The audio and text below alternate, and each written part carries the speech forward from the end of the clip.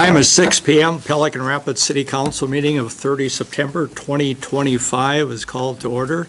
I'd ask those in our chamber council if you have not signed in, please sign the clipboard before you leave this evening and ask everyone to put their phones on vibrate.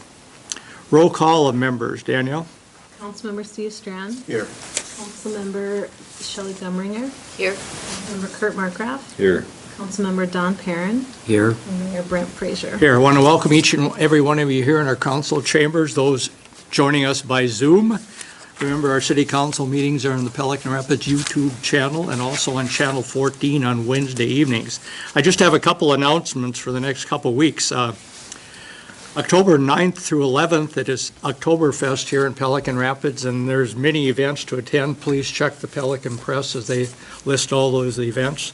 Our next city council meeting is scheduled for Tuesday, October 14th, 6 p.m. here in the council chambers. Any other announcements? Any other announcements? Hearing none, if we all please stand for the Pledge of Allegiance.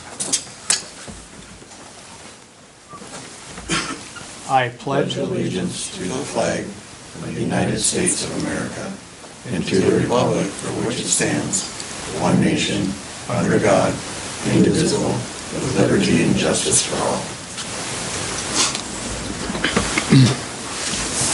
Thank you. Item number 2 is citizens' comments. Anyone here for citizens' comments if you are not on the agenda? Anyone here for citizens' comments? Okay, seeing none. Item number 3 is additions, deletions to the agenda. I have one deletion. If you would delete item number 7, 2026 building official grant training. Please delete item number 7, 2026 building official grant training. Any other additions or deletions? Hearing none, is there a motion to approve agenda? So moved. Second? Second. Motion second. Discussion? Discussion? Discussion? Hearing none, all in favor signify by saying aye. Aye. Opposed, the same. Motion carried. Item number 4, approval of consent agenda, which I will read. Item number 4A is approval of council minutes from September 9th, 2025. 4B is approval of accounts payable listing. 4C1 is utility report, which is in the packet. 4C2, liquor store report, which was in the packet. 4C3, police report, which was in your packet. And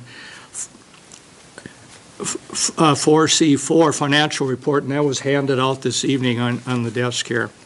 Item 4D is intent to certify. The first one is property at 108 Northwest 2nd Street, amount due to unpaid public nuisance, $80. 4D2 is 34 Northwest 3rd Avenue, amount due to unpaid utility bills is $143.32. 4D3 is 47 Northwest 2nd Street, amount due to unpaid utility bills is $146.59. 4D4 is 501 Southeast 2nd Avenue, amount due to unpaid utility bills is $811.36. Item number 4D5 is 33 Northeast 1st Avenue, amount due to unpaid utility bills, $143.32. And 4D6 is 121 Northeast 1st Street, amount due to unpaid public nuisance, $80. Is there a motion to approve? So moved. Second? Second. Motion second. Discussion? Discussion? Discussion? Hearing none, all in favor signify by saying aye. Aye. Opposed, the same. Motion carried. Item number 5, 2024 audit, and we have Mr. Dean Berkland here from Carlson CPAs. Dean, welcome. Very good. Well, thank you, Mayor. Good to be here tonight to run through the 2024 audit. And I think, do you guys all have, do you just all have the little handout or just the big booklet? A vote.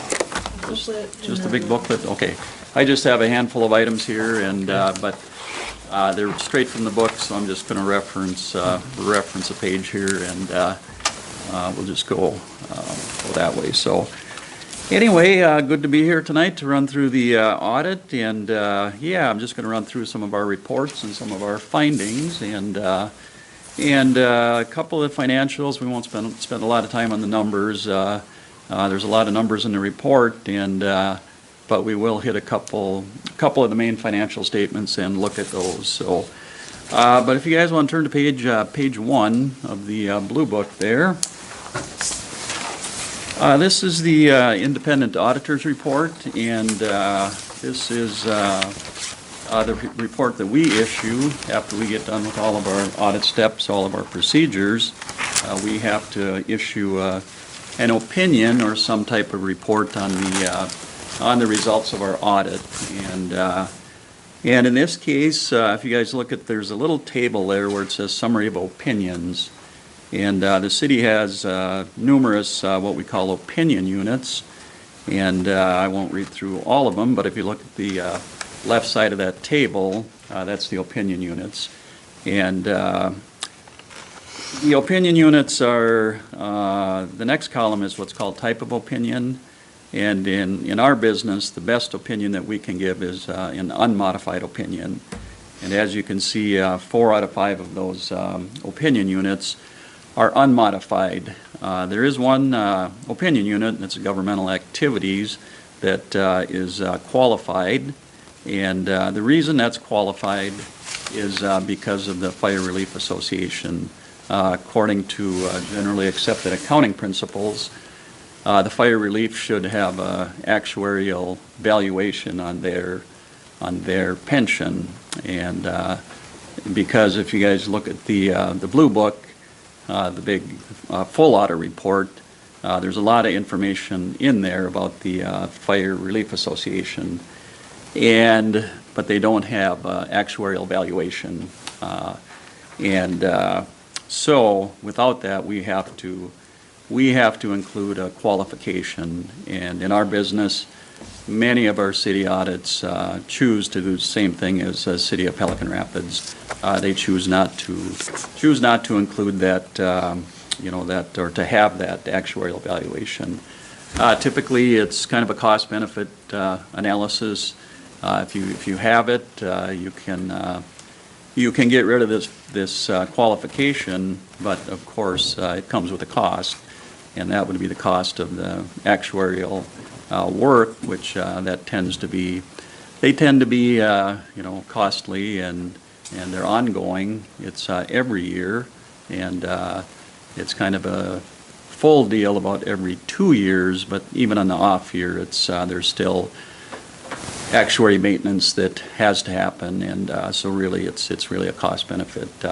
So all in all, when you look at the opinion, for the most part, the city is pretty much, I would consider a clean opinion, with the exception of that one qualification. So, okay, if you guys want to turn to page, we'll look at the numbers here a little bit. Page 9, the audit report, and this is basically a profit and loss statement, if you will, for the governmental funds. The city has 2 types of funds. You have governmental funds, and then you have business type funds, which is water, sewer, and liquor store. And this page is everything except those funds. And these funds are typically funded or financed by property taxes, state aids, and things like that, where the enterprise funds, which we'll look at on the next page, they're typically funded by the liquor store sales and water charges, sewer charges, and things like that. So, but this is, like I say, the governmental funds, and as you can see on the top of each column is the type of fund, and so the first column is the general fund, and by far and away that is the most active fund of all of your governmental funds, and for lack of a better way to put it, that fund does the heavy lifting for the city, and for just about every one of our city audits, that's the case. That's what that fund is set up for, to really do the heavy lifting for the city. And if you guys look at the very bottom of that first column of the general fund, that's the ending fund balance for the general fund. And I would say there's a lot of measures out there for what's considered adequate fund balance. And I would say by any measure that I'm aware of, the city of Pelican Rapids fund balance is considered very adequate. Just like I say, there's different measures, but I've never seen one where your fund balance would not meet or exceed, those recommendations or measures. So that fund is in very good position. So the rest of the funds here, I don't think we're not gonna spend a lot of time on, but for the most part, each of those the remaining funds are really dedicated to the purpose that basically the title of each of those individual columns. So if you guys want to turn to page 12. Page 12 is we talked about the enterprise funds, the business type activities. And this is the water, sewer, and liquor funds of the city. And again, these are the funds that are run much more like a private business.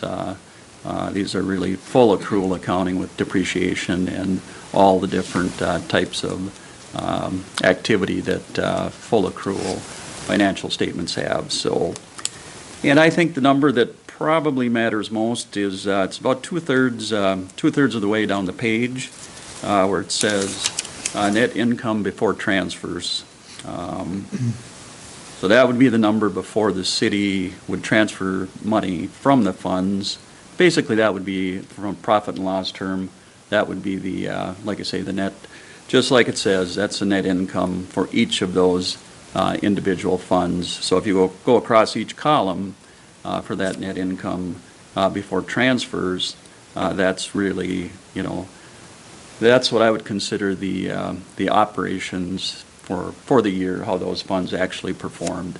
Everything below that is kind of discretionary as far as transfers and things like that. So, and as you can see, each one is positive and in the black and doing quite well. So that's I'm sure how the city wants those funds to operate and prepare for future repairs, maintenance, buildings, and things like that. So I wasn't going to spend much more time on that one. I should have added two. If you guys have any questions, feel free to pop in anytime here. I know you guys got a full agenda and lots going on. So if you guys want to jump way ahead here, we'll go to page 69 of the audit report.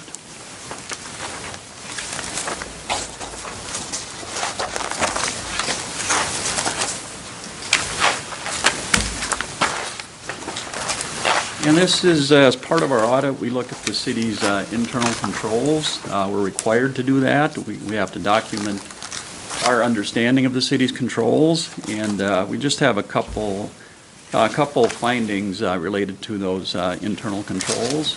And the first one on page 69 is it's preparation of the financial statements and the related footnotes. So basically, the blue book that you guys are looking at, that's what it's related to. We, the auditors, pretty much prepare the entire report, all the footnotes, the entire financial statements, pretty much the entire report. And if we do that, we have to remain independent of the city. If we just prepared it and gave it to the city without having somebody look at it, approve it, that would be us taking responsibility for your report.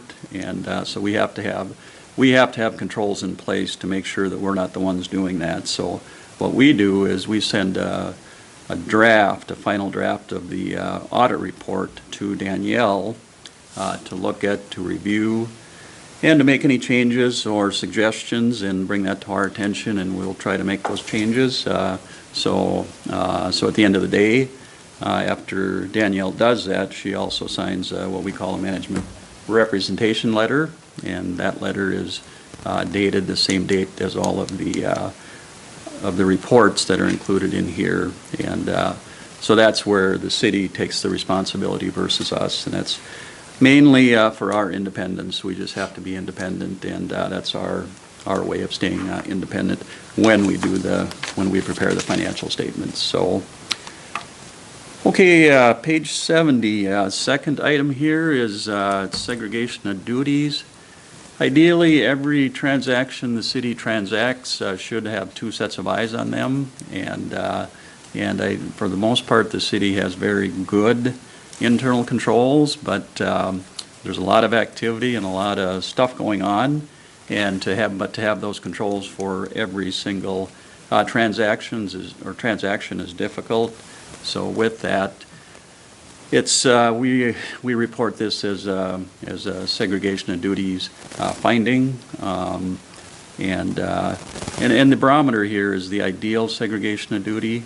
The example I always use, and I see familiar faces here, the person who gets the mail, the person that opens the mail, the person that makes a bank deposit, the person who records that activity in the books, keeps track of accounts receivable, accounts payable. Ideally, that's a separate person for each one of those duties. And so it's really a cost-benefit issue for many of our clients that if you were to do that, you could, but it would be costly. The other option would be to have people come in and volunteer and do that. And of course, the first people that they would ask would be the council to volunteer. But anyway, so it's a very common finding in our world, and it's really a cost-benefit issue. And in our business, both the preparation of financial statements and segregation of duties is the finding rate is probably 90 to 95%. They're just very common, and for the most part, it's really cost-benefit is really what drives those findings, and that's what they're about. So we do have one more on the next page, page 71, and this has to do with audit adjustments. Some of our audit adjustments are considered what we call material. We do some calculations on what we consider significant or material, and if our adjustments exceed that calculation, we have to include this finding as a finding, and really those adjustments are really related to what we call the government-wide statements, which are the first couple statements in the book. If you guys look at those audit reports, you'll see those statements, and they're really the governmental statements that are converted to full accrual accounting versus a governmental modified accrual accounting. And again, in our city business, those are findings that it's about a 95% finding rate for similar situations. I'd like to say 100, but that's I might be stretching it a little bit, but I'm not. It's not far from it. So, but very common, and but we just are required to report that. So, okay, the last item here is we have a separately issued letter. It's called Communication to Those Charged with Governance.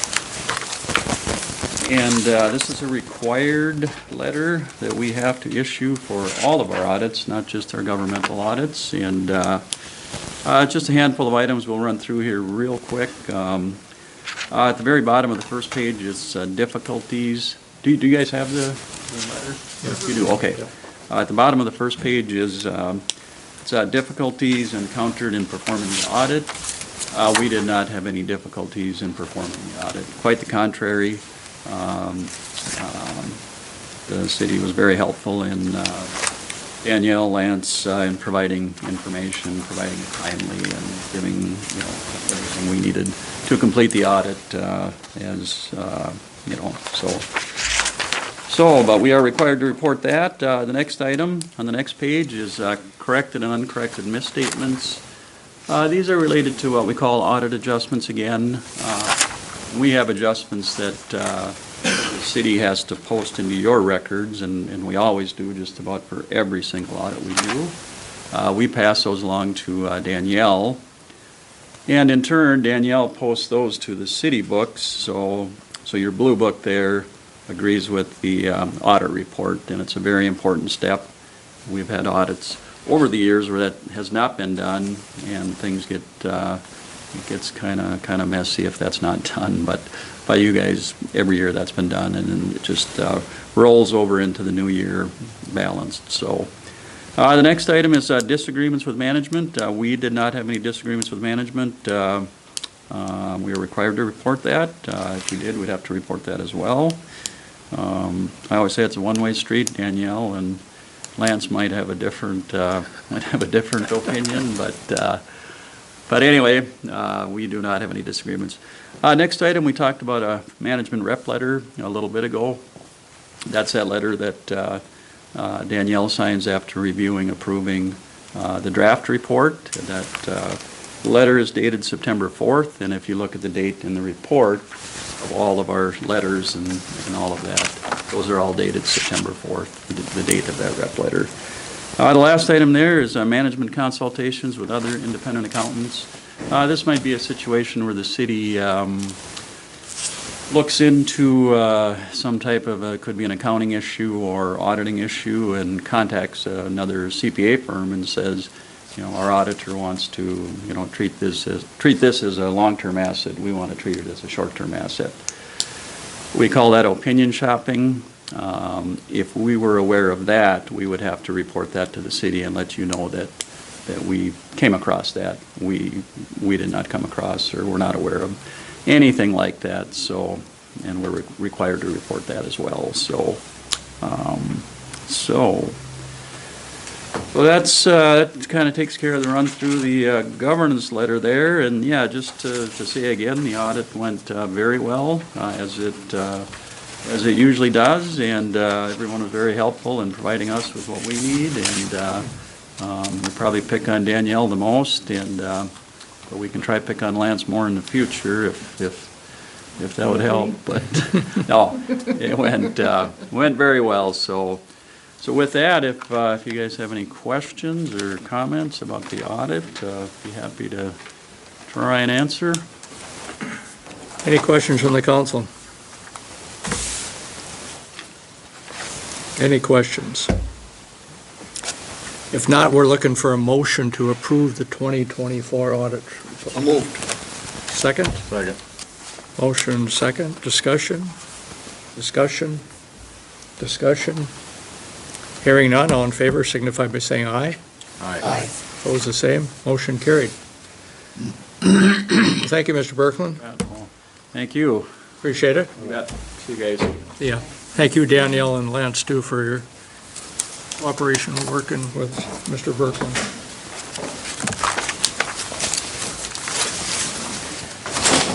Item number 6 is Chapter 7 Parking Ordinance, and that was in your packet this evening. This is just an FYI.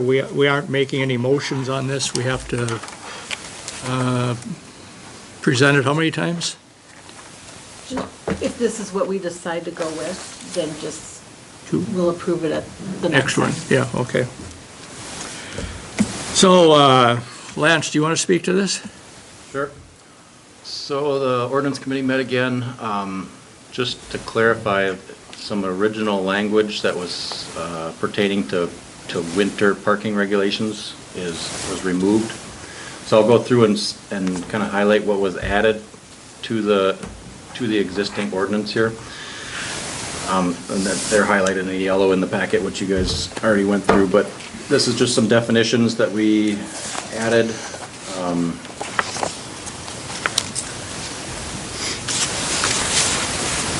Clarified a little bit of the snow emergency, so that the snow emergency is at a depth of 2 inches or more. There's no parking on city streets. That's been that way for many, many years. Just clarified the language on when it's deemed not a snow emergency anymore, when the snow has been completely cleared. We did add no parking in alleys. There was no language in the current ordinance about that, and alleys are too narrow to be parking on, so that just gives a little enforcement opportunity for the police to address those issues. No semi-truck or truck trailer parking on city streets or parking lots. That was added. Some trailer language was added, so no unhitched trailers on on city streets. And then there was some language up here that we struck, some no parking language up here in the snow portion. We decided to move that out of that snow portion and address them all the no parking issues down here in subdivision 13. So I have a few maps here just to kind of clarify what we added as far as no parking. So in that paragraph, we're saying, so 3rd Avenue Northwest is a problem area there's parking, there's cars up on both sides parked all the time basically. It's become a safety issue, not just in the winter, but also in the summer with cars meeting each other. So the language there states no parking on the north side of 3rd Avenue Northwest from Highway 59 to 1st, so this yellow area here. We did add this section here, this very narrow section of street here on 3rd Street. There's really hasn't been many issues there of people parking, but we added it, no parking on either side there because that street is very narrow, from 108 up to 2nd. Then down here on East Mill, from 1st Street to 2.5 Street, no parking on the south side. I don't know, Chief, you want to explain that one a little bit? So majority of the parking that's happening in that area is tenants at Mill Pond. There is in fact off-street parking available to the tenants of Mill Pond that's being underutilized. And that area of the road, we've had several incidents where people are parking, walking across to Mill Pond, just with all the traffic that's on that road, we've had some near misses.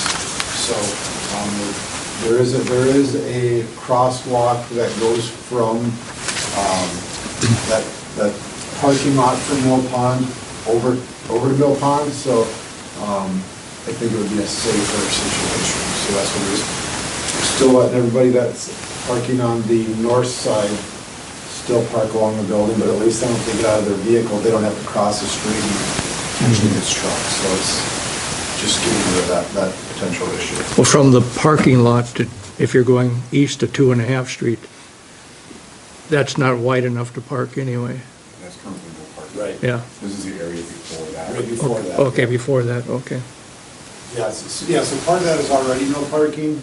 Good point, Mayor. Part of that's already no parking. We're just extending it. Okay. Then we're also adding language in there for 1st Avenue Southeast from 1st to 2nd Street on the south side. This is also a problem area with cars parked on both sides basically all the time. It's just another safety issue there to just park on one side so there's room for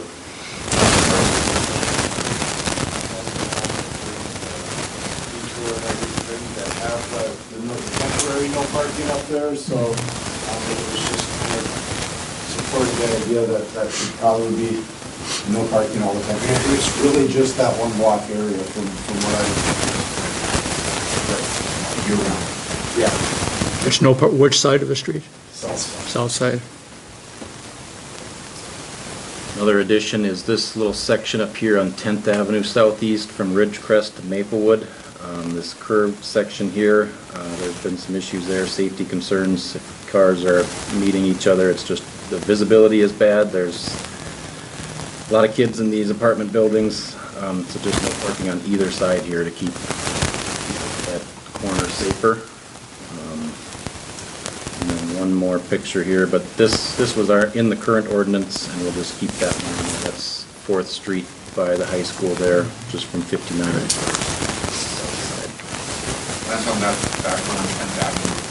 That's an example of during the summer when there's softball games or little league or whatever they have, that's an event, so we'll probably park there. You agree? So when they have softball games or whatever like that, because it talks about special event parking.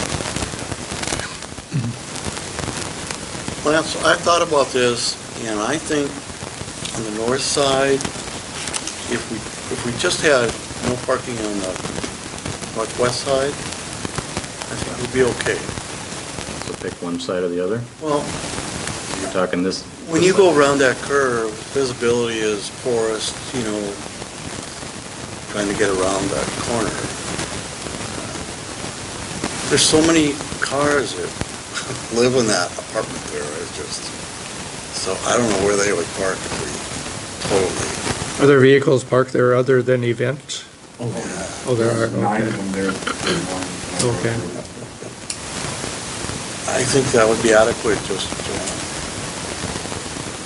that's my opinion.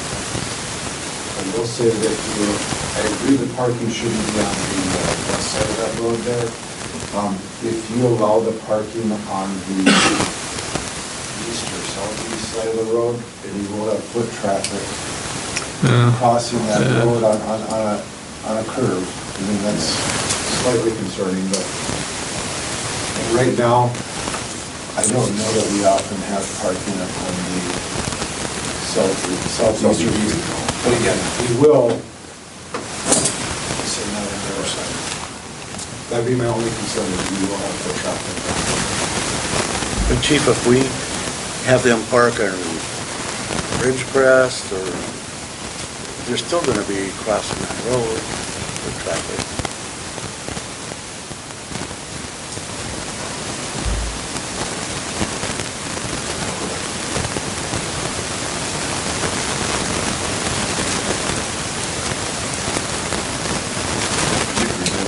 Hard to park on some side or the other. Even when they're on the southeast, it's hard coming around that corner. If somebody's parked by the sidewalk to that condo complex there, if somebody's parked there and you were going to head north, you gotta watch out, especially if you're meeting somebody, no matter which side you're on, it's tough there. That street maybe wasn't designed. Well, it's not perfect at all, for sure.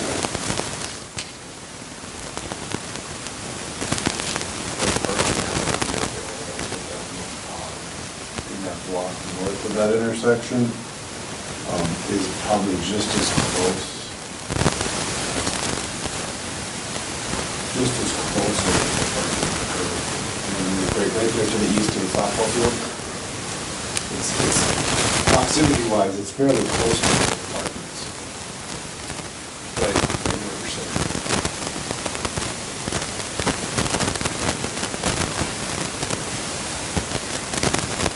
Option would be to just say no parking on this side for right now, see how things go. We can always bring it back. I mean, if it continues to be an issue, bring it back and True. they add to it. I'd like to try that.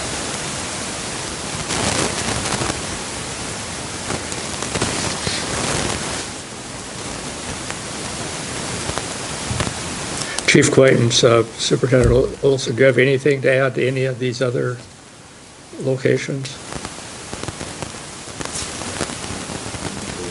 Okay.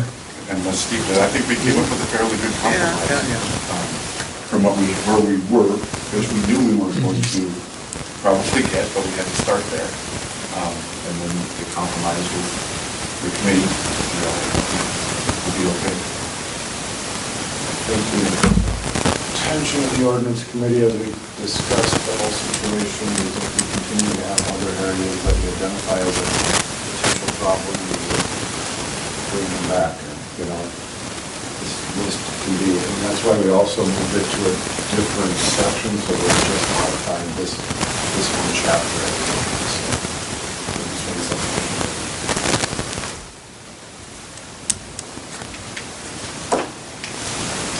So are we changing no parking just on the northwest side of 10th Avenue lying between Ridgecrest and Maplewood? Yeah, let's try that.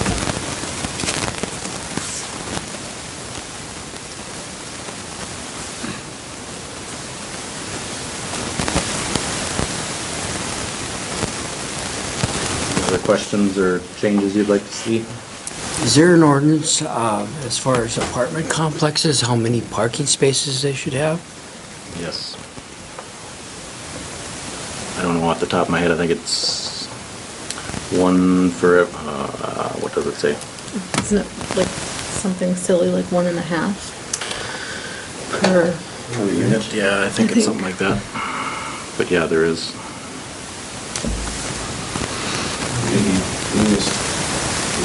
Any of those locations that existed prior to the ordinance. They're grandfathered in? Right. And most places have more than 1.5 cars per units now too.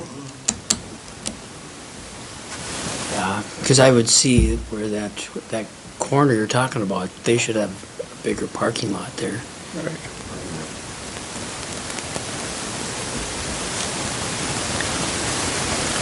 You have anything else, Lance? Council have any questions or comments? Then we'll revisit this at the next city council meeting to approve it. Any other comments? If not, we'll move on. Thank you. Okay, we're deleting item number 7, so we're gonna jump down to item number 8, preliminary plat, Pelican Ridge Crest Estates, and that was in your packet, and also there was a larger version handed out this evening on your desk. Lance? So the planning commission reviewed this last night, approved and recommends approval with one condition of just correcting the property description down there. There's just a couple little question marks that still need to be worked on in the property description, but other than that, they approved it. So according to our ordinance and things, all the requirements for the preliminary plat have been met, and they recommend approval of this 7-lot development down on the Old Fergus Road. Any questions on it? Council have any questions?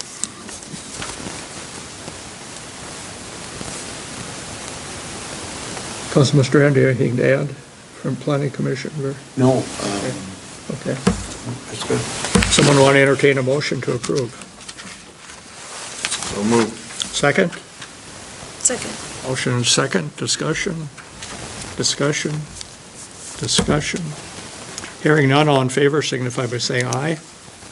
Aye. Opposed, the same, motion carried. Item number 9, planning commission member. Lance, you speaking to that? Also, last night at the planning commission, they approved or recommend approval of Kevin Ballard joining the planning commission as a new member. So we need council approval on having Kevin Ballard join the planning commission. So moved. Second. Motion and second, discussion, discussion, discussion. Hearing none, all in favor signify by saying aye. Aye. Opposed, the same, motion carried. Item number 9, this is just an FYI, number 10, library grant letter of support, which is in your packet. Rita, do you want to speak to this? I see you're here this evening.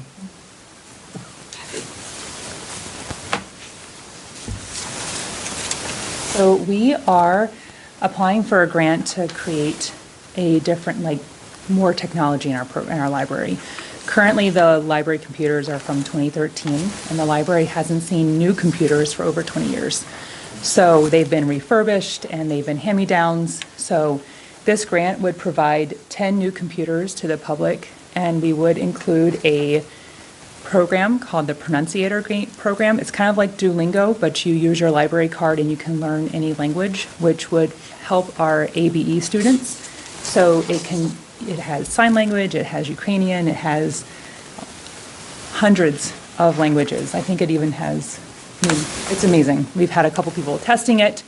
It looks really great. So we are looking at these computers, the Pronunciator, and then it would be called our language lab in the library.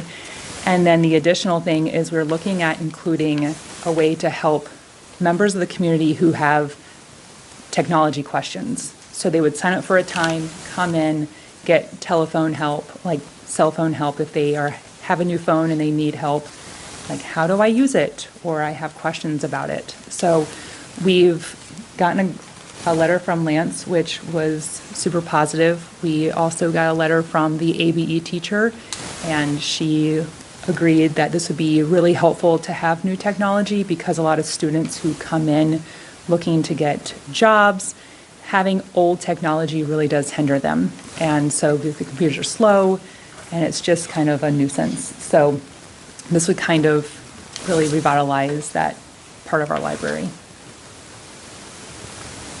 Do you have any idea when they'll award the I have no grants? idea when they'll award it. Okay. So we are putting our grant in to be considered. Any questions for Marie?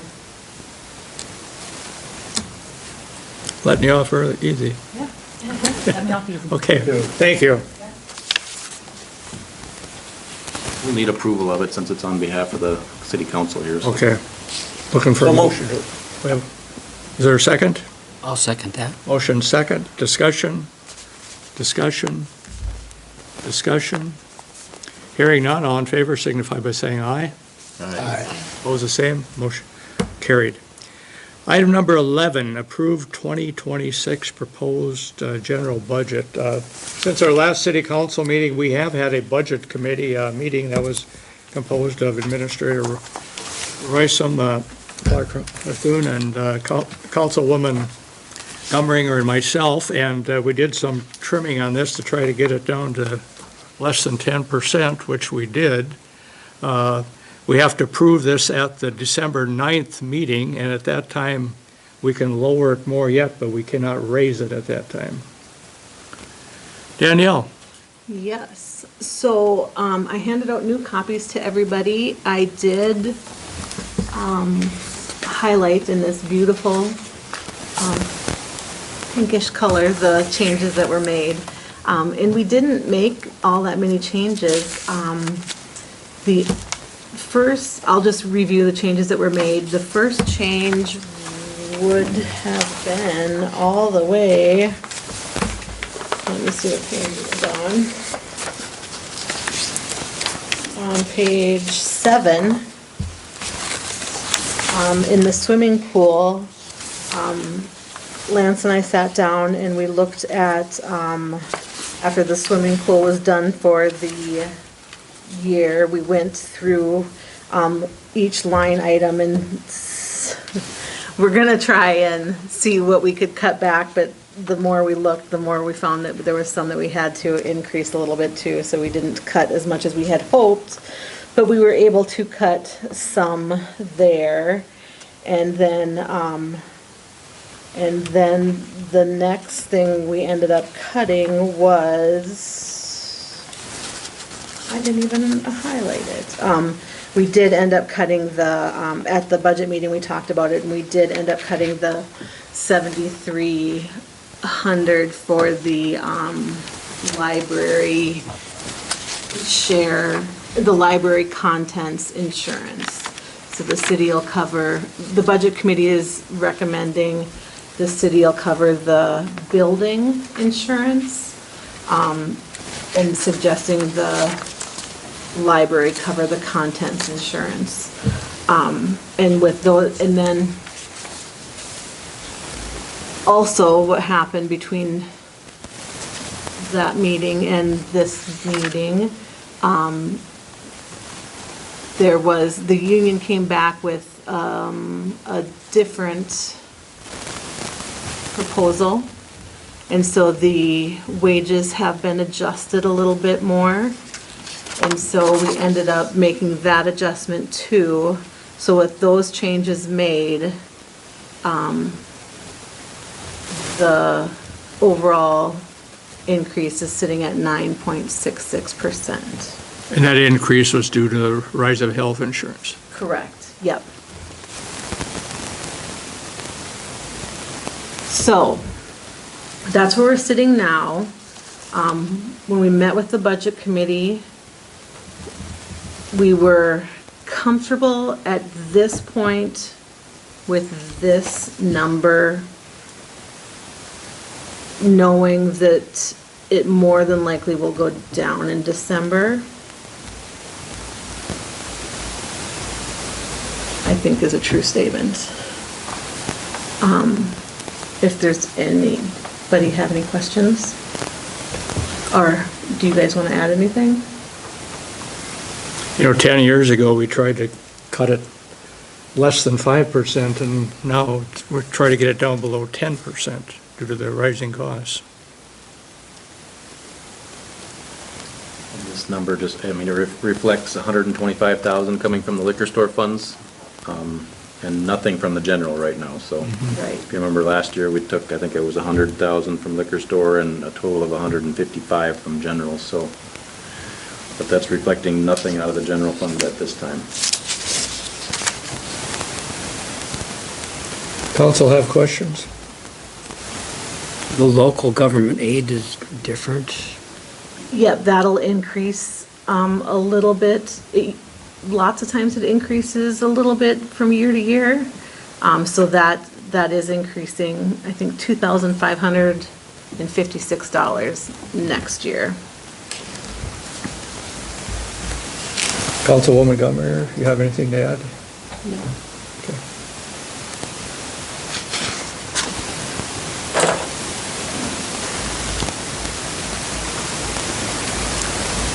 If there are no other questions, we're looking for a motion to pass this preliminary budget this evening, and said this can be adjusted down at our December 9th meeting.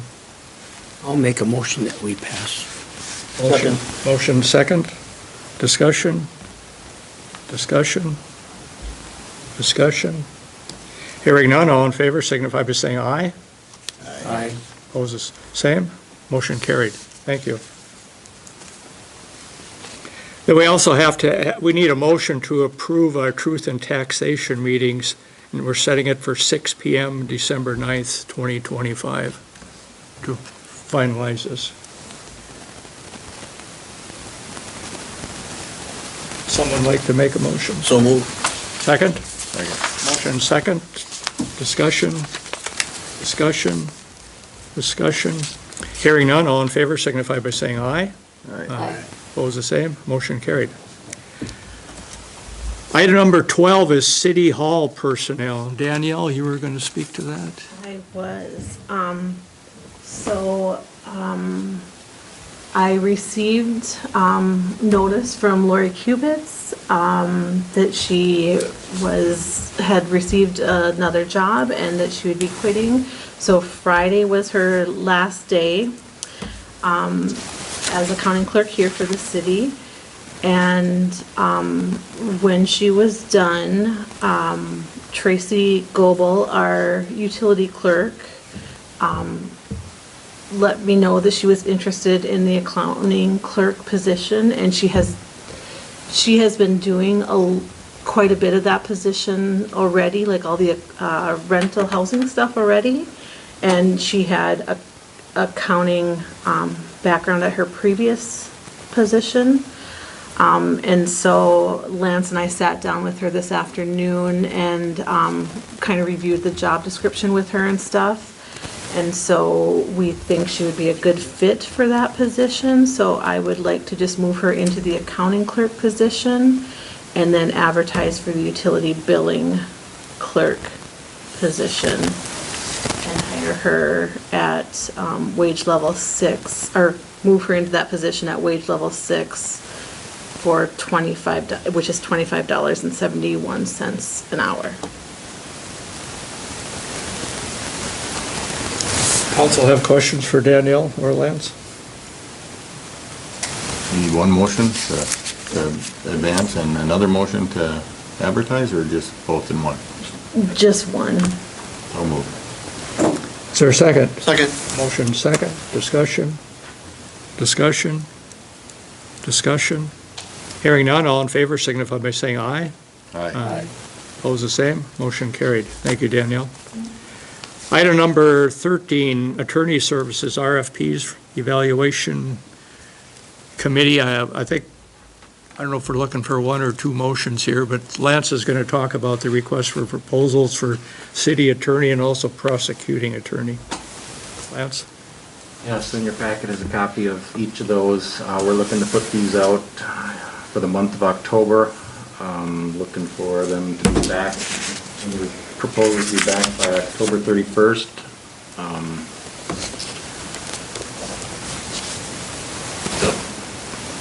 two proposals are very similar. The one, the prosecuting attorney one kind of specifies a retainer fee is preferred.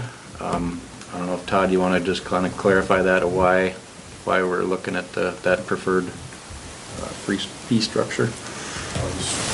The way prosecution works for a municipality is we are obligated to provide prosecution for any infraction that happens within the city. Doesn't matter if it's a police officer, if it's a deputy, if it's a trooper, I shouldn't say the misdemeanors and certain gross misdemeanors, the city attorney has to provide those services.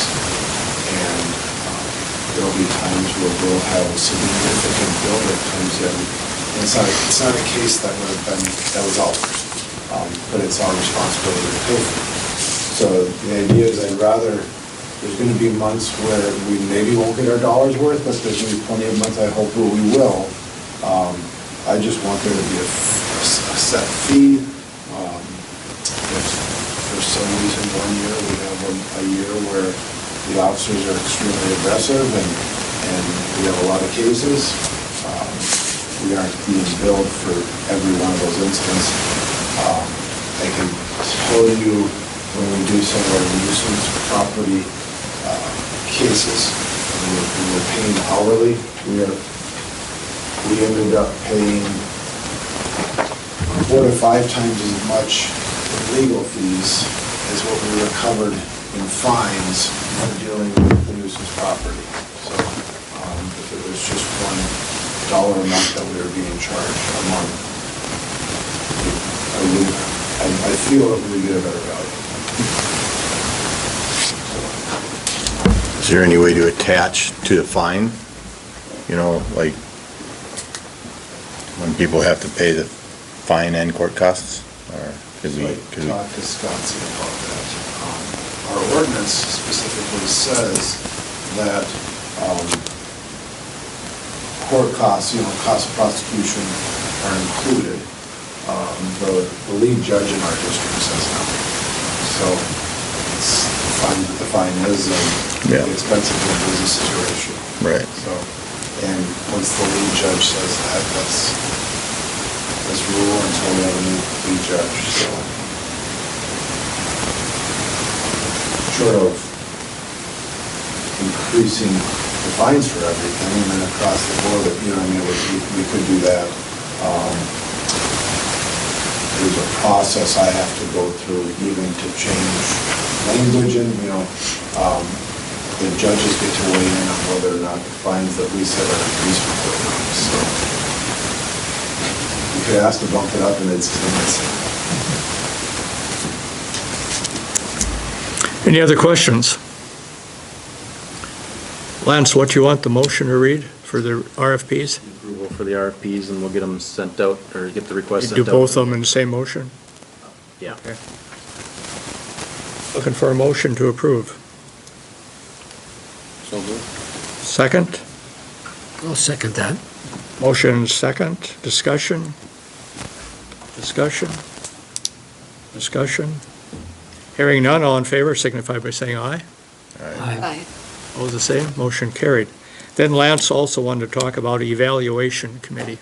Yeah, so in the RFPs, it references an evaluation committee. So when these proposals come in, I'd like to have a committee to look through them and then give a recommendation to council. So who wants to be on the evaluation committee? Are you looking for 2 members? I would think 2 council members would be good. Shelley, I heard her name. When do you meet? It should only, I would guess it would only be one time. It would be my hope. It would be after October 31st, after we get all of the proposals in, and we'd hopefully meet one time and go through, and it would be hopefully pretty straightforward, so. Was that a volunteer? Well, if it's in the evening, I think it would work, but during the daytime, it can't. I'm free during the day now. You 2 are the only ones left. Jeez. Would you accept? Sure. Yes. Steve? Why I thought Don was, Huh? Don's doing it. That's two. If you said it, you can't. You said it'd have to be an evening meeting. Well, that's okay. I'm gonna say that Todd's got to be Todd on. and I and Danielle and then 2 council members, is that Yeah, what we're probably thinking? so who's the second council member? I can do it during the day, Yeah, yeah. okay. I don't know is Shelley available during the day? Yep, I can be. So Councilwoman Gallagher and Councilman Mark McGrath. Is there a motion to accept this? So moved. Committee? Second? I'll second that. Motion second, discussion, discussion, discussion. Hearing none, all in favor signify by saying aye. Aye. Opposed, the same, motion carried. Thanks for volunteering. Item number 14, Administrator Report, Lance. Last meeting, attended department head meeting, attended an ordinance committee meeting, attended the weekly 59-108 construction meetings, met with the budget committee, and we finalized the preliminary draft of the 26 general budget. Attended an EDC meeting, met with Fire Chief Shad and Otter Tail County Transfer Station representatives about burning permits, completed the RFPs for the city attorney and prosecuting attorney. Attended the Otter Tail County Community Check-In, met with the regional MCMA members. Brian and I met with MnDOT representatives about snow removal downtown and the associated cost sharing with that. People Service, the mayor and I met with Aaron and Terry from Waste Management about the possibility of taking leachate from their Dakota landfill. And then Danielle and I met with People Service today about the 2026 water and sewer budgets.